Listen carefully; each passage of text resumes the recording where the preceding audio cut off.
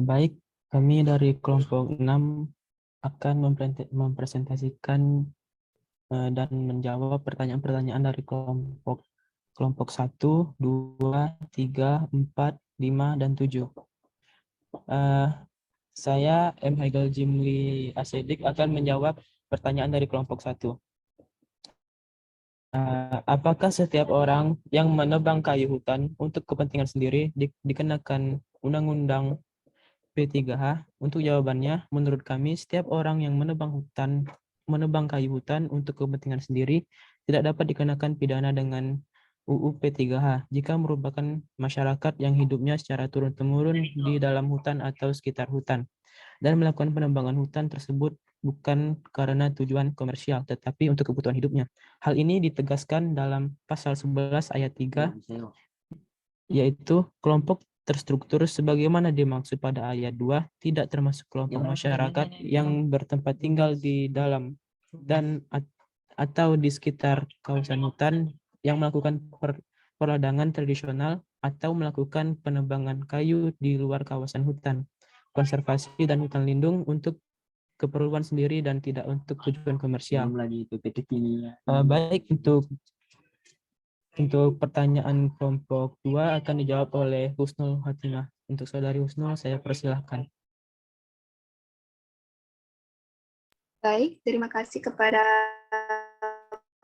atas kesempatannya. Saya akan menjawab pertanyaan kelompok 2.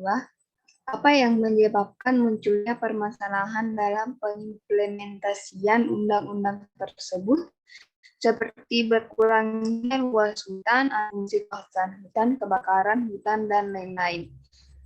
Karena salah satu penyebabnya adalah banyaknya anggaran undang-undang dari pemerintah yang pelaksanaan undang-undang tersebut maksimal. Sekian dan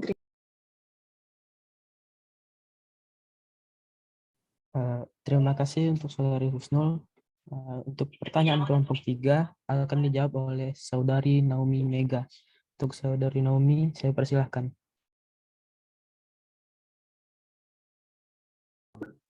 Baik, terima kasih atas kesempatannya. Saya akan menjawab soal dari kelompok 3. Adapun soalnya yaitu sesuai dengan Undang-Undang Nomor 19 Tahun 2004 tentang Kehutanan sudah tidak sesuai dengan prinsip penguasaan dan pengurusan hutan. Bagaimana tanggapan Anda mengenai penggalian fungsi kawasan hutan lindung menjadi kawasan pemukiman? Apakah itu merupakan penyimpangan undang-undang tersebut atau dapat diurus secara legal tentang pengalihan fungsi hutan lindung tersebut? Jawabannya, tidak ada undang-undang yang sempurna. Semakin berjalannya waktu, maka kebutuhan akan semakin bertambah. Karena undang-undang tersebut dibuat sesuai dengan keadaan di masa itu. Salah satu solusinya adalah tetap membatasi pengalihan lahan hutan dan menggantinya dengan undang-undang yang lebih sesuai dengan keadaan sekarang, di mana banyak permasalahan dalam pengimplementasian undang-undang tersebut, seperti berkurangnya luas hutan, alih fungsi kawasan hutan, kebakaran hutan, perubahan hutan, dan konflik dengan masyarakat hukum adat. Selain itu, undang-undang kehutanan itu juga ada disharmonisnya dengan undang-undang lainnya, serta adanya beberapa putusan Mahkamah Konstitusi yang perlu disesuaikan dengan keberlakuan undang-undang kehutanan ke depan. Sekian dari saya kembalikan ke moderator. Terima kasih untuk saudari Naomi telah menjawab pertanyaan kelompok 3. Untuk pertanyaan kelompok 4 akan dijawab oleh saudari Nur Sapna. Untuk saudari Nur Sapna, saya persilahkan. Saat itu adalah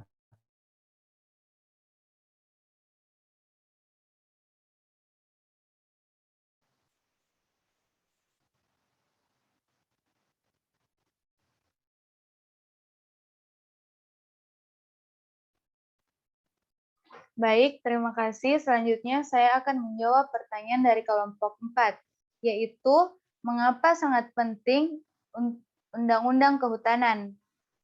Penyelenggaraan kehutanan merasakan manfaat dan lestari, kerakyatan, keadilan, kebersamaan, keterbukaan, dan keterpaduan. Penyelenggaraan kehutanan bertujuan untuk sebesar-besarnya kemakmuran rakyat yang berkeadilan dan berkelanjutan, dengan A. Menjamin keberadaan hutan dengan luasan yang cukup dan sebaran yang proporsional. B. mengoptimalkan aneka fungsi hutan yang meliputi fungsi konservasi, fungsi lindung, dan fungsi produksi untuk mencapai manfaat lingkungan, sosial budaya, dan ekonomi yang seimbang dan lestari. C. Meningkatkan daya dukung daerah aliran sungai. D. Meningkatkan kemampuan untuk mengembangkan kapasitas dan keberdayaan masyarakat secara partisipatif, berkeadilan, dan berwawasan lingkungan sehingga mampu menciptakan ketahanan sosial dan ekonomi serta ketahanan terhadap akibat perubahan eksternal. Dan terakhir, E. Menjamin distribusi manfaat yang berkeadilan dan berkelanjutan. Selanjutnya, saya kembalikan ke moderator. Terima kasih untuk Saudari Nur Sakna telah menjawab pertanyaan nomor kelompok 4. Untuk pertanyaan kelompok 5, saya persilahkan untuk Saudari Andini. Oke, baik. Saya persilahkan. Baik, terima kasih atas kesempatan dari moderator.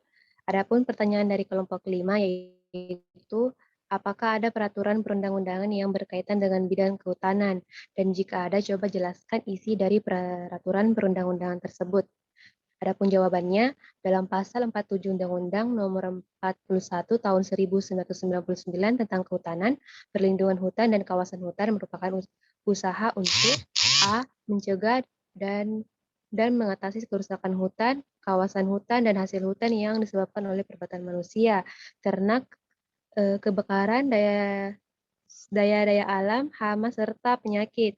Dan bagian B, mempertahankan dan menjaga hak negara, masyarakat, dan perorangan atas hutan, kawasan hutan, hasil hutan, investasi, serta perangkat yang berhubungan dengan pengelolaan hutan.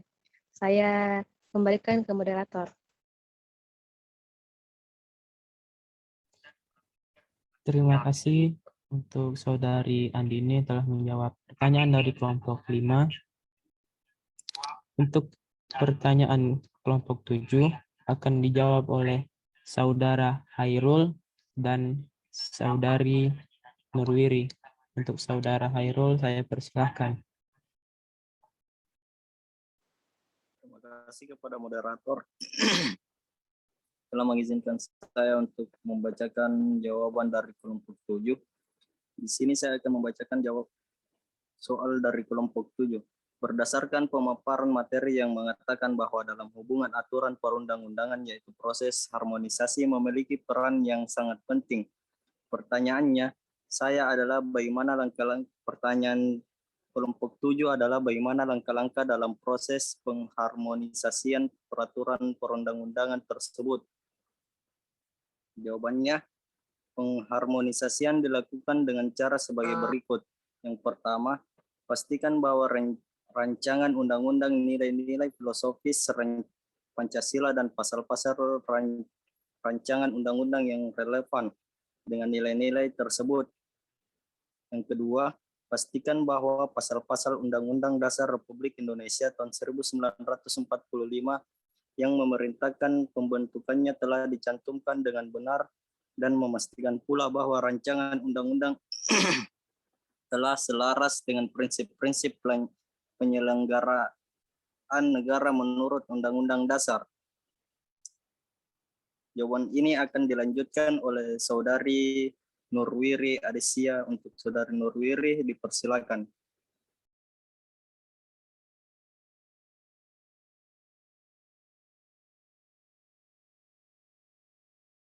Sampai bete tadi di.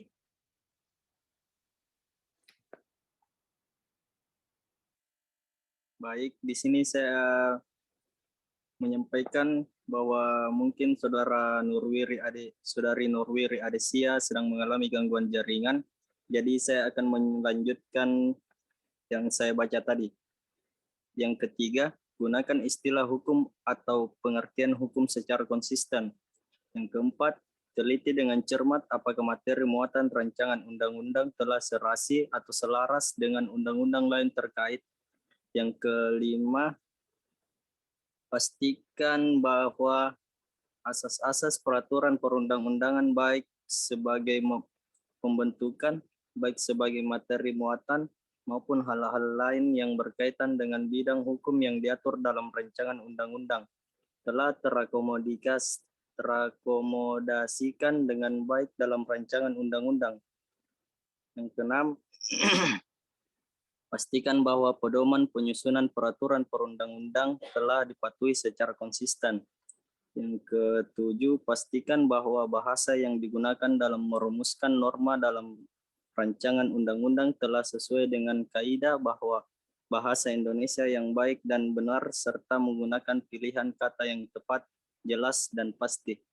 Demikian jawaban dari pertanyaan kelompok 7. Saya kembalikan kepada moderator.